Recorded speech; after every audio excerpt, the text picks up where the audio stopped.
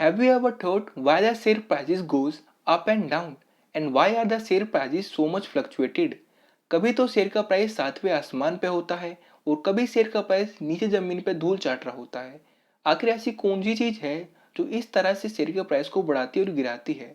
आज के इस वीडियो में हम यही जानेंगे कि कौन सी चीज शेयर के प्राइस को बढ़ाने और गिराने के लिए जिम्मेदार है। शेयर का प्राइस उसकी डिमांड और सप्लाई पर डिपेंड करता है। जब मार्केट में डिमांड ज़्यादा है तो शेयर का प्राइस धीरे धीरे बढ़ने लगता है। अगर डिमांड का मतलब होता है मांग, जब मांग ज़्यादा होती है तो भाव भी धीरे धीरे बढ़ जाता है। पर अगर सप्लाई बढ़ जाए तो शेयर का प्राइस भी धीरे धीरे नीचे आ जाता है। सप्लाई का मतलब होता है बिकवाली, जब मार्केट में ज़रूरत से ज़्यादा सप्लाई हो और डिमांड इतनी हो ना तो शेयर का प्राइस धीरे धीरे नीचे आ जाता है। पर अभी डिमांड और सप्लाई कौन कंट्रोल करता है? वैसे तो शेयर का प्राइस कई सारी चीज़ों से अफेक्ट होता है और कई सारी चीज़ों पर डिपेंड है, पर इसमें एक मेजर रोल प्ले करती है, वो होती है न्यूज़। केस फर्स्ट, अब एक एग्जाम्पल के साथ समझते हैं। टाटा मोटर्स ने Q3 रिजल्ट्स यानी क्वार्टरली रिजल्ट्स में जो एक जोरदार प्रॉफिट बुक करा है, तो इस न्यूज़ से मार्केट पे क्या असर पड़ेगा?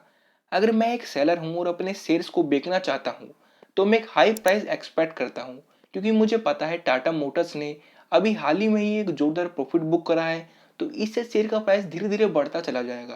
तो एक हाई दाम पे अपने शेयर्स को बेचने की कोशिश करूंगा और एक हाई दाम पे ही बोली लगाऊंगा। अगर एक बायर इसके शेयर को खरीदना चाहेगा तो उसे भी एक हाई दाम पे ही खरीदने होंगे, क्योंकि इस न्यूज़ से मार्केट में पॉजिटिव सेंटीमेंट बन गया है, जिस वजह से इसके शेयर की डिमांड बढ़ गई है। तो शेयर का प्राइस भी धीरे धीरे बढ़ता चला जाएगा। तो शेयर का प्राइस को मजबूरन बायर को हाई दाम पे ही खरीदना होगा। तो जब बायर किसी भी दाम पे शेयर को खरीदने को तैयार हो जाए तो उस वक्त शेयर के प्राइस की कीमत धीरे धीरे बढ़ जाती है। अब एक अगली न्यूज़ देखते हैं। केस 2, अब इसमें आरबीआई ने अपनी रेपो रेट बढ़ा दी है। रेपो रेट वो ब्याज दर होती है जिस पे बैंक आरबीआई से लोन लेते हैं। जब बैंकों को एक महंगी ब्याज दरों पे लोन मिलेगा तो बैंक आगे कंपनीज को भी एक महंगी ब्याज दरों पे ही लोन देंगे। तो वैसे तो इस न्यूज़ से पूरे मार्केट पर असर पड़ेगा, पर सबसे ज़्यादा असर पड़ेगा इस पर बैंकिंग सेक्टर पे। अभी देखते हैं इस न्यूज़ से मार्केट पे क्या असर पड़ता है। अगर मेरे पास एक बैंकिंग सेक्टर के शेयर हैं तो मैं चाहूँगा कि जल्द से जल्द अपने शेयर्स को बेचूं और निकलूं, क्योंकि मुझे पता है इस न्यूज़ से मार्केट और नीचे जा सकता है। तो मैं जल्द से जल्द अपने शेयर को किसी भी दाम पे बेचने को तैयार होता हूँ और निकलना चाहता हूँ। जब सेलर किसी भी दाम पे अपने शेयर्स को बेचने को तैयार हो जाते हैं तो इस वजह से सप्लाई बढ़ जाती है और धीरे धीरे मार्केट गिरता ही चला जाता है। अब एक लास्ट एग्जांपल देखते हैं, केस 3, और ये घटना हाल ही में ही घटी है।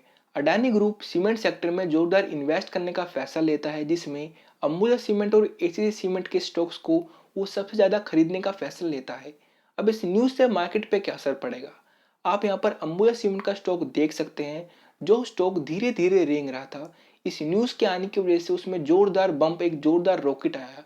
अब यहाँ पर आधा उछाल तो एक बड़े इन्वेस्टर के इन्वेस्ट करने से आया और आधा उछाल जो आम आदमी, एक रिटेल इन्वेस्टर है, उसके इन्वेस्ट करने से आया।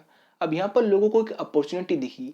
लोगों को ने देखा कि एक बड़ा इन्वेस्टर अगर इसके शेयर को खरीदता है तो इसका शेयर का प्राइस ऊपर चला जाएगा और धीरे धीरे बढ़ता ही चला जाएगा। आपने देखा कि न्यूज़ तो कई तरह की होती हैं और इससे मार्केट पे सीधा सीधा असर भी पड़ता है। डिमांड और सप्लाई दोनों न्यूज़ पे ही डिपेंड करती हैं। और न्यूज़ भी कई तरह की होती हैं, किसी पर्टिकुलर सेक्टर के लिए होती हैं, किसी पर्टिकुलर कंपनी के लिए हो सकती है, फिर पूरे मार्केट के लिए हो सकती है। अगर मैं कोविड-19 की बात करूं, जैसी ही न्यूज़ मार्केट में आई थी, फैली थी, धीरे धीरे मार्केट नीचे ही गिरता चला गया था। अगर रशिया यूक्रेन वॉर की बात करूं, जैसी ये न्यूज़ आई तो मार्केट एकदम से पूरा का पूरा मार्केट नीचे गिर गया था। पर क्या न्यूज़ से ही मार्केट इफेक्ट होता है? मैंने शुरू में ही बताया था, शेयर का प्राइस कई सारी चीज़ों पर डिपेंड करता है, पर न्यूज़ उसमें एक मेजर रोल प्ले करती है। ऐसा भी हो सकता है कि स्टॉक अपने सपोर्ट लेवल पे हो, जहाँ पर बायर को सबसे निचले दाम पे स्टॉक मिल रहा हो, तो यहाँ पर बायर खरीदने की कोशिश करते हैं और ज़्यादा से ज़्यादा खरीदते हैं। ऐसा भी हो सकता है कि स्टॉक अपने रेजिस्टेंस लेवल पे है, जहाँ पर एक सप्लाई जोन बना हो, तो यहाँ पर सेलर ज़्यादा से ज़्यादा अपने शेयर्स को बेच के निकलना चाहते हैं। तो न्यूज़ से तो कई ज़्यादा अफेक्ट करता है मार्केट, पर कई सारी और चीज़ों पे भी डिपेंड करता है। ऐसा भी हो सकता है कि कोई बड़ी इंस्टीट्यूशन, कोई बड़ी कंपनी या फिर कोई म्यूचुअल फंड एक जोरदार किसी कंपनी में इन्वेस्ट करे, जिस वजह से उसका शेयर का दाम बहुत तेजी से उछल जाए। तो अगर आपको एक परफेक्ट प्रोफेशनल ट्रेडर बनना है तो आपको टेक्निकल चीज़ों के साथ साथ न्यूज़ की भी नॉलेज होनी चाहिए। तो आप इसके लिए कोई भी ऐप, कोई मार्केट रिलेटेड ऐप डाउनलोड कर सकते हैं जो आपको डेली न्यूज़ प्रोवाइड करवा सके मार्केट की। तो आप न्यूज़ तो जान लोगे पर टेक्निकल चीज़ें कहाँ सीखें? टेक्निकल चीज़ें सीखने के लिए आप टेक्निकल एनालिसिस की प्लेलिस्ट देख सकते हैं मेरे चैनल पे जाके। इस प्लेलिस्ट में मैंने ए टू जेड सारी चीज़ें zero to high level technical analysis की सिखाई हैं। तो अगर आपको टेक्निकल एनालिसिस सीखना है तो आप जाके प्लेलिस्ट को ज़रूर वॉच आउट करें। तो अगर आपको वीडियो अच्छी लगी तो वीडियो को लाइक करें। अगर आप चैनल पर नए हैं तो चैनल को सब्सक्राइब करें और घंटी वाला आइकन को ज़रूर दबाएं ताकि आपको न्यू वीडियो की नोटिफिकेशन मिल सके। Thank you for watching this video.